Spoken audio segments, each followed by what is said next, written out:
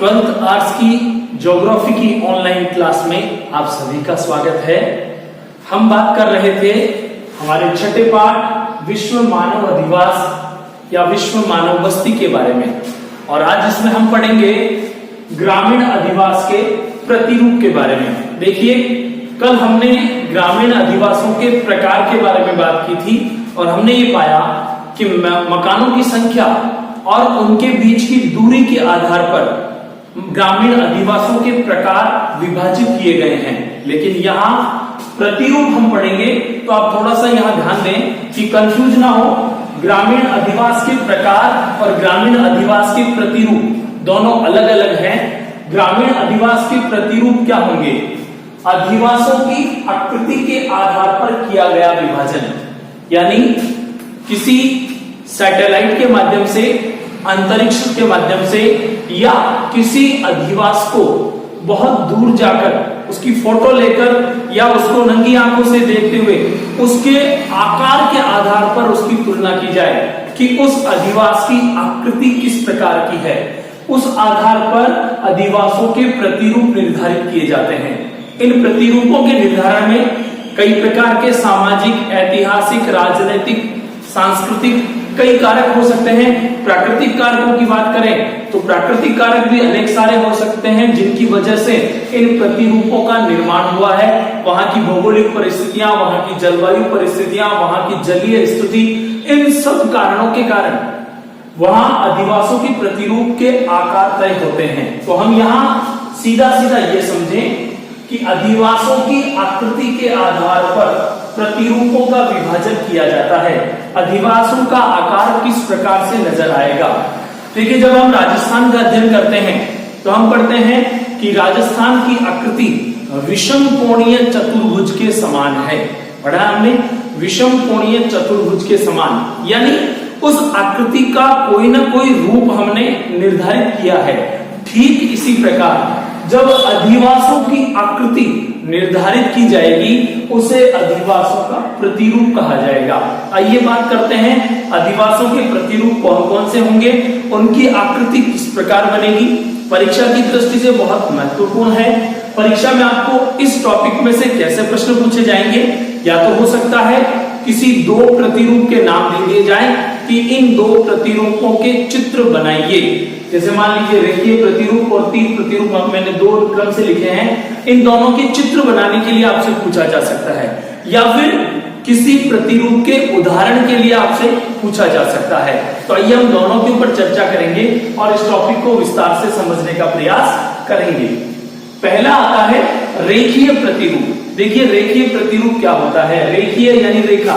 तो देखें, ग्रामीण क्षेत्र में सड़क, रेल मार्ग, नदी, नहर के सहारे बस्ती का निर्माण, यानी जब गांव में किसी सड़क मार्ग पर, किसी रेल मार्ग पर, किसी नहर पर, किसी नदी पर उसके किनारे किनारे जो बस्ती का निर्माण होगा एक रेखा के रूप में, वो बस्ती, वो अधिवास रेखीय प्रतिरूप कहलाएगा। इसका उदाहरण जयपुर जिले का बरवाड़ा गांव बहुत महत्वपूर्ण है, याद रखें, प्रश्न हो सकता है रेखीय प्रतिरूप का उदाहरण बताइए। या यूं पूछा जा सकता है जयपुर जिले का बरवाड़ा गांव किस प्रतिरूप का उदाहरण है? तो हमें याद रखना है रेखीय प्रतिरूप का। देखिए, रेखीय प्रतिरूप का चित्र कैसा हो सकता है? सड़क, रेल मार्ग, नदी या नहर के किनारे। तो हम यहां समझें कि माना कि ये हमारी कोई सड़क है या कोई नहर है, कोई नदी है। उस सड़क के, उस नहर के किनारे किनारे पर जो मानव अधिवास बसे होंगे, देखिए हम यहां बना लेते हैं, माना कि ये मकान बने हुए हैं इसके किनारे किनारे।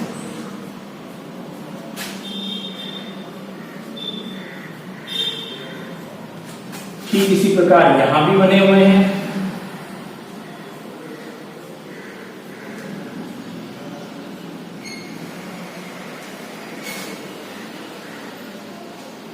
इस प्रकार की जो आकृति का निर्माण होगा, एक रेखा के रूप में आकृति का निर्माण हो रहा है, यह प्रतिरूप जो होगा ये होगा रेखीय प्रतिरूप। तो उदाहरण याद रखेंगे, सड़क, रेल मार्ग, नदी या नहर, ये सड़क भी हो सकती है, ये नदी हो सकती है, ये रेल मार्ग हो सकता है, ये नहर हो सकती है। उसके दोनों तरफ किनारे किनारे पर लगातार अधिवास बसते जाएंगे, मानव अपने मकान बनाते जाएंगे। तो ये इस प्रकार की आकृति जब किसी अधिवास की नजर आएगी, वो उदाहरण होगा रेखीय प्रतिरूप का। इसके बाद नंबर 2 की बात करें, तीर प्रतिरूप। किसी अंतरीप के शीर्ष पर तीरनुमा विकसित अधिवास। अंतरीप 3 ओर से पानी से घिरी हुई आकृति। हमने कन्याकुमारी अंतरीप के बारे में 11वीं क्लास में पढ़ा है। तो देखिए, किसी अंतरीप के शीर्ष पर तीरनुमा विकसित आकृति, तीर के जैसी आकृति जो अधिवासों की विकसित होगी, उसे तीर प्रतिरूप कहा जाएगा। इसके उदाहरण दक्षिण भारत में कन्याकुमारी, उड़ीसा में चिल्का झील के पास बसा साना नैन्सी गांव, ये दोनों तीर प्रतिरूप के उदाहरण हैं। आइए देखते हैं चित्र के साथ कि तीर प्रतिरूप का चित्र कैसा हो सकता है। देखिए, तीर हम बनाते हैं कई बार, ये इस प्रकार से तीर बनाकर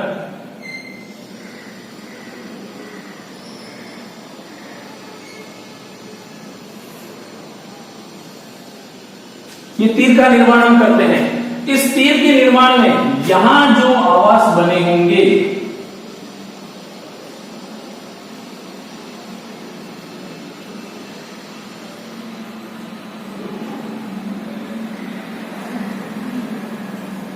ये सारे के सारे आवास तीर प्रतिरूप के उदाहरण में, ये बस्ती, ये अधिवास तीर प्रतिरूप का उदाहरण बन जाएगा।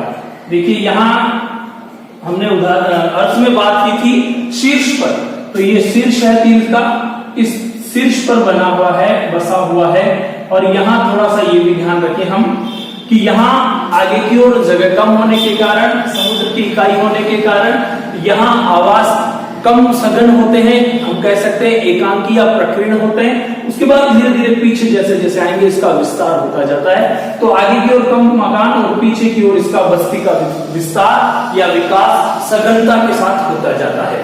तो ये हुआ हमारा तीर प्रतिरूप, तीर के जैसी आकृति।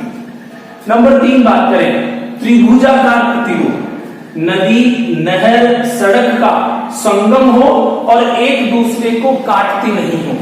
जब किसी नदी का, किसी नहर का, किसी सड़क का आपस में संगम होता है और उससे कैसी आकृति बनती है, त्रिभुज की जैसी आकृति बनती है, उस आकृति को, उस प्रतिरूप को हम कहेंगे त्रिभुजाकार प्रतिरूप। देखिए, चित्र के माध्यम से इससे भी समझते हैं। माना कि ये एक सड़क जा रही है यहां, लेकिन यहां ध्यान रखें एक दूसरे को काटती नहीं है। तो मान लीजिए दूसरी सड़क आ रही है इस तरफ से, ये 2 सड़क आ रही है, ये एक दूसरे को काटेगी नहीं, ये यहां आपस में मिल रही है और फिर ये एक सड़क बनकर आगे की ओर जा रही है। देखिए, पहली सड़क यहां से आई, दूसरी सड़क यहां पर आई, ये दोनों मिल गई और एक सड़क बनकर आगे की ओर जा रही है। अब आप देखिए, ये आकृति आपको कैसी नजर आ रही है, ये हमारा त्रिभुज बना। बस त्रिभुजाकार प्रतिरूप यही तो है, नदी, नहर, सड़क का संगम हो और एक दूसरे को काटती नहीं हो। सामान्यतः हरियाणा और पंजाब में इस प्रतिरूप के उदाहरण बहुत सारे मिलते हैं। अब क्या होगा, यहाँ आवास कहां बसे होंगे, ये जो आंतरिक भाग होगा, इस आंतरिक भाग में यहां मानव अधिवास बसा है।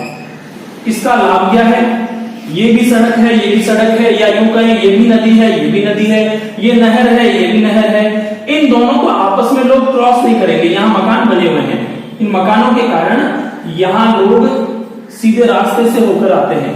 तो ये एक त्रिभुज के रूप में आकृति हमें नजर आ रही है। यहां भी बसाव हो सकता है। तो जब आप इसे सैटेलाइट से या किसी दूर के स्थान से या हवाई यात्रा करते समय हवाई जहाज के माध्यम से इसे देखेंगे तो एक त्रिभुज के जैसी आकृति नजर आएगी। इसलिए इस प्रतिरूप को हम कहेंगे त्रिभुजाकार प्रतिरूप। अब इसके बाद चौथा आता है आयताकार प्रतिरूप। आप आकृति के अर्थ से समझ सकते हैं, आयत के जैसा। क्या होगा, इसमें दो सड़कों के मिलने पर दोनों सड़कों के किनारे विकसित अधिवास, ये कहां होते हैं? विश्व के उपजाऊ मैदानों में। देखिए ये एक सड़क आ रही है, ये दूसरी सड़क जा रही है, 90 डिग्री पर एक दूसरे को काट रही है। इन सड़कों के किनारों पर जो अधिवास बनेंगे, यानी यहां लगातार, ठीक इसी प्रकार यहां भी बने हैं, यहां भी बने हैं। जब आप इसको मिलाकर देखेंगे तो ये एक आकृति आयत के रूप में नजर आएगी, जिसकी दो भुजाएं, लंबाई और चौड़ाई आपस में बराबर होती है। तो आयताकार प्रतिरूप का यही उदाहरण होगा। आइए इसके बाद आगे बात करते हैं।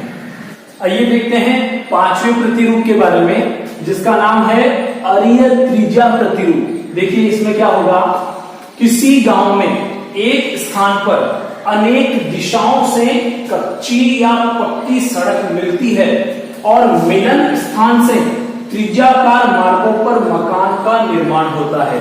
देखिए किस प्रकार से निर्माण होगा, एक चित्र के माध्यम से हम समझ सकते हैं कि किसी एक स्थान पर अनेक दिशाओं से, माना कि ये सड़क आ रही है और ये यहां से इधर चली गई। इसके बाद देखिए यहां से कोई सड़क आई है और ये सड़क यहां से इधर चली गई। फिर कोई सड़क यहां से आई है और ये यहां से इधर चली गई। इधर से एक कोई सड़क और आई है और वो इधर चली गई। यानी अनेक स्थानों से सड़कें आ रही है और अलग अलग दिशाओं में फिर जा रही है। इन सड़कों के किनारे जो मकानों के निर्माण होंगे, देखिए इन किनारों पर, यहां ये किनारों पर मकानों का निर्माण, फिर यहां इन किनारों पर भी मकानों का निर्माण, फिर इन किनारों पर भी मकानों का निर्माण, यहां पर भी मकानों का निर्माण।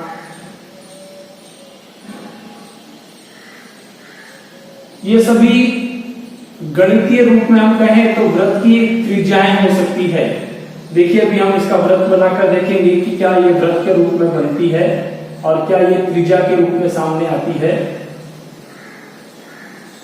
ये सब आकृतियां यहां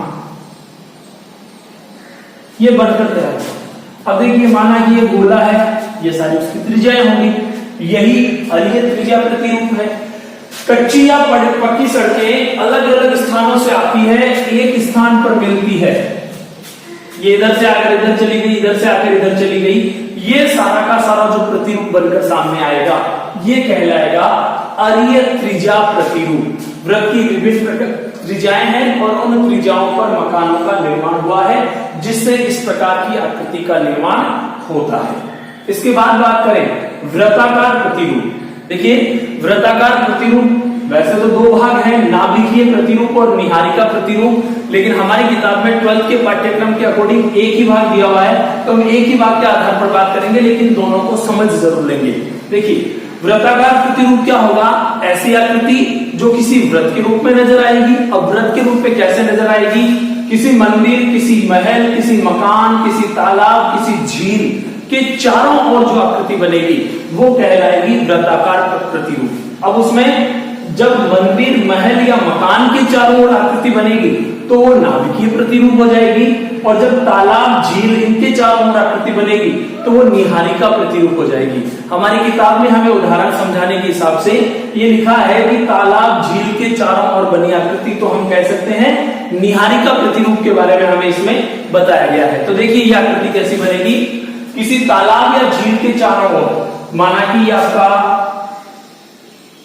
एक तालाब है, आप इसको तालाब नाम भी लिख सकते हैं, या यूं कहें तो आप पानी के माध्यम से इसे दर्शा सकते हैं। इस तालाब के चारों तरफ जिस गांव का निर्माण होगा,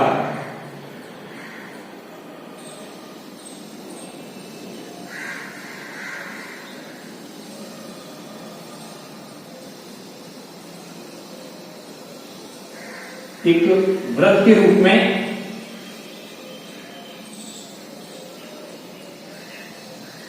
किसी मानव अधिवास का विस्तार हुआ, तो इस प्रकार की जो आकृति बनेगी वो कहलाएगी वृत्ताकार प्रतिरूप। यहाँ अगर इन दोनों भागों के आधार पर समझे तो यहाँ तालाब ना होकर राजा का महल हो सकता है, किसी सेठ का मकान हो सकता है, कोई बड़ा प्रशासनिक भवन हो सकता है, जमींदार का मकान हो सकता है। उसके चारों तरफ जब आकृति बन जाएगी वो नाभिकीय प्रतिरूप होगी, और जब तालाब होगा, झील होगी, तो उसके चारों तरफ आकृति बनेगी, वो कहलाएगी निहारिका प्रतिरूप। लेकिन किताब की दृष्टि से वृत्ताकार प्रतिरूप लिखा है, तो हम तालाब के आधार पर कहेंगे कि तालाब के चारों तरफ जो आकृति बनेगी अधिवास की, वो कहलाएगी वृत्ताकार प्रतिरूप। अगला आता है तारा प्रतिरूप। तारा यानी स्टार जो आसमान में चमचमाते हैं।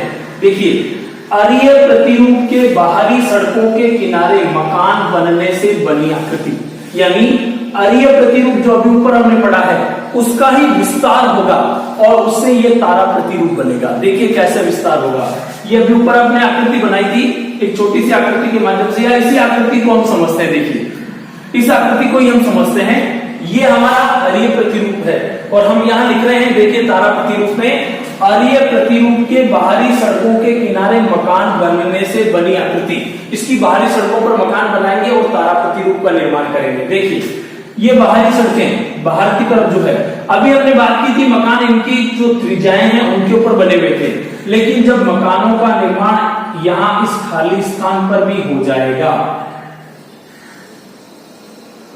ये जो रिक्त स्थान बचा हुआ है, इस रिक्त स्थान पर भी जब मकानों का निर्माण हो जाएगा तो वो आकृति जो बनेगी उसे हम कहेंगे तारा प्रतिरूप।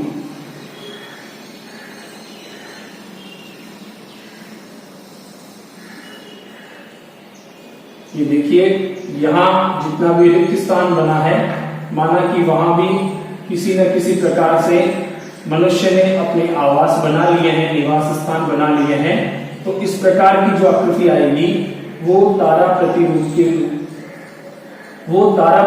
कहलाएगी।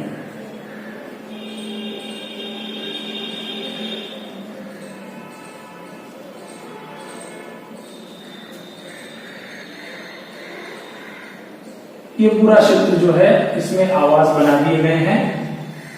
तो अब ये आकृति जो पहले अरीय त्रिज्या प्रतिरूप था, अब ये तारा प्रतिरूप बनकर हमारे सामने आएगा। हमने तारे का चित्र देखा है।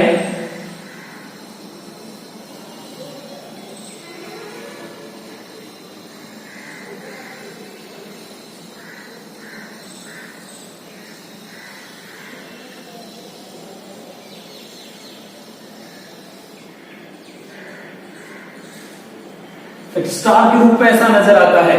इस प्रकार ये जो तारे के रूप में परिवर्तित हो जाएगी आकृति, ये आकृति कहलाएगी तारा प्रतिरूप। पुनः समझे, अरीय त्रिज्या प्रतिरूप जो है उसमें केवल इन त्रिज्याओं के पास में मकान बने हुए हैं, और तारा प्रतिरूप में इस खाली स्थान में भी मकान बन जाते हैं, तो वो बन जाता है तारा प्रतिरूप। इसके बाद बात करें पंखा प्रतिरूप। पंखा गर्मी में हवा डालने के लिए काम में लेते हैं हम।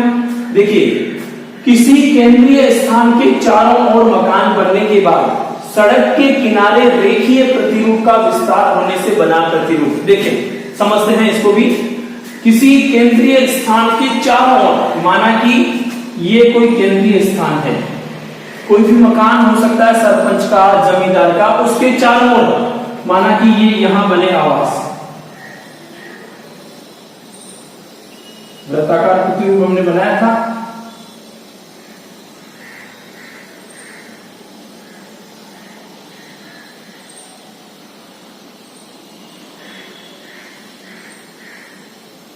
अब इसके आगे क्या लिखा है, रेखीय प्रतिरूप का विस्तार होने से। रेखीय प्रतिरूप सबसे पहले हमने पढ़ा, ये यहां कोई सड़क, कोई नहर, कोई नदी या रेल मार्ग जा रहा है, उसके पास में जब यहां मानव बस्ती का निर्माण हो जाता है,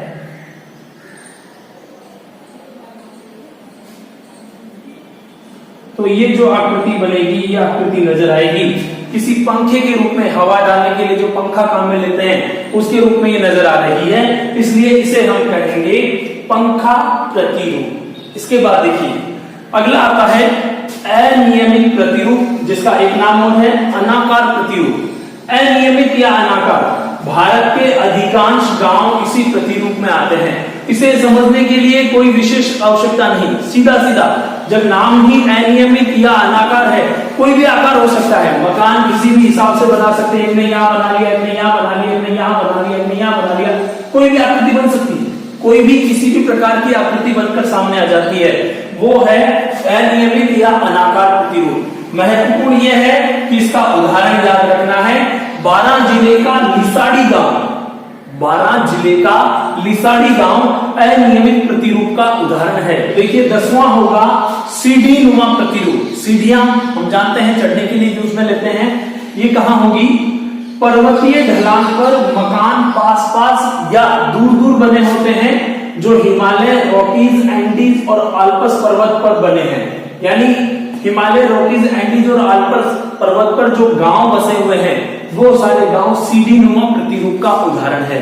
देखिए सीढ़ी नुमा प्रतिरूप को, उदाहरण को हम चित्र के माध्यम से समझें कि किस प्रकार सीढ़ी नुमा प्रतिरूप के मकान बनते हैं, सीढ़ी नुमा प्रतिरूप किस प्रकार से नजर आता है।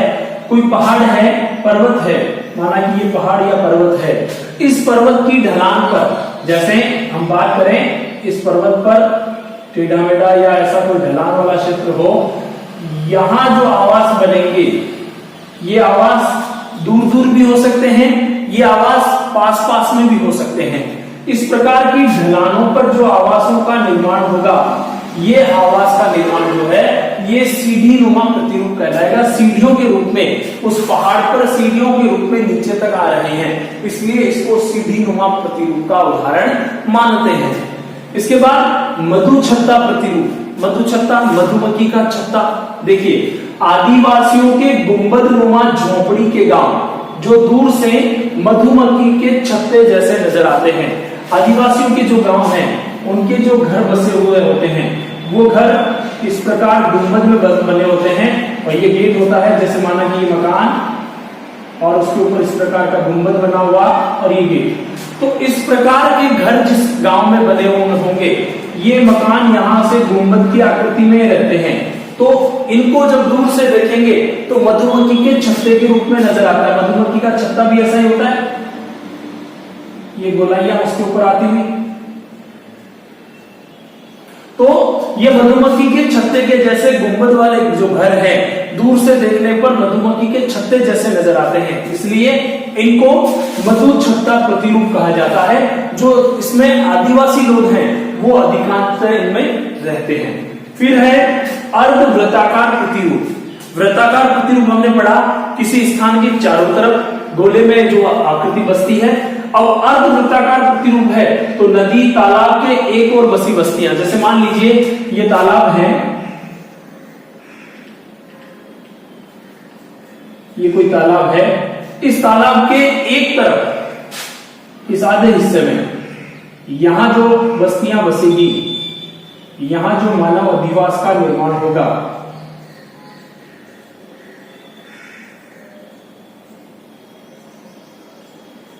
इस प्रकार का मानव अधिवास जो इस तालाब के पूरे चारों तरफ नहीं होकर केवल आधी तरफ ही है, वो कहलाएगा अर्धवृत्ताकार प्रतिरूप, यानी आधे वृत्त के रूप में बनने वाली आकृति। फिर एक है हमें दिया हुआ उदाहरण में ही टेढ़ा मेढ़ा प्रतिरूप। टेढ़ा मेढ़ा हमने अनियमित प्रतिरूप जस्ट पहले चर्चा की है, जिसमें किसी भी प्रकार की कोई आकृति तय नहीं होती, तो यहां भी टेढ़ा मेढ़ा प्रतिरूप में आकृति तय नहीं होगी। एक आवास यहां बना है, एक यहां बना है, एक यहां बना है, टेढ़ी मेढ़ी आकृति, ऐसी कोई भी किसी भी प्रकार की आकृति बनकर सामने आती है, वो टेढ़ा मेढ़ा प्रतिरूप कहलाता है। और मकड़ी प्रतिरूप अरीय प्रतिरूप के समान आकृति होती है। अरीय प्रतिरूप में हमने पढ़ा था विभिन्न प्रकार की त्रिज्याएं आ रही थी एक स्थान पर, और वो त्रिज्याएं काटकर किसी दूसरे स्थान की ओर जा रही थी। तो ये जो इस प्रकार की त्रिज्याओं के निर्माण से, जैसे मकड़ी का जो छाता होता है, उस मकड़ी के छाते के जैसे मकड़ी के पैरों की बड़ी बड़ी आकृतियां होती है, उससे उस प्रकार जो आकृति नजर आती है वो मकड़ी प्रतिरूप का उदाहरण होता है। अब देखिए परीक्षा की दृष्टि से 8 महत्वपूर्ण चित्र आपकी किताब में दिए हुए हैं, मैंने चित्र बनाकर आपको समझाए हैं। आप इन प्रतिरूपों के चित्र बनाना, साथ ही साथ इनके जो कुछ गांव के उदाहरण है उनको याद करने का प्रयास करेंगे। संपूर्ण टॉपिक्स में से जो इंपॉर्टेंट नोट्स हैं, जो मैंने बातें बताई हैं, उनको अपनी कॉपी में नोट करेंगे। सभी प्रतिरूपों के चित्र अपनी कॉपी में आवश्यक रूप से बनाएंगे। हमारे अगले वीडियो का इंतजार करेंगे। पढ़ते रहिए, आगे बढ़ते रहिए। Thank you.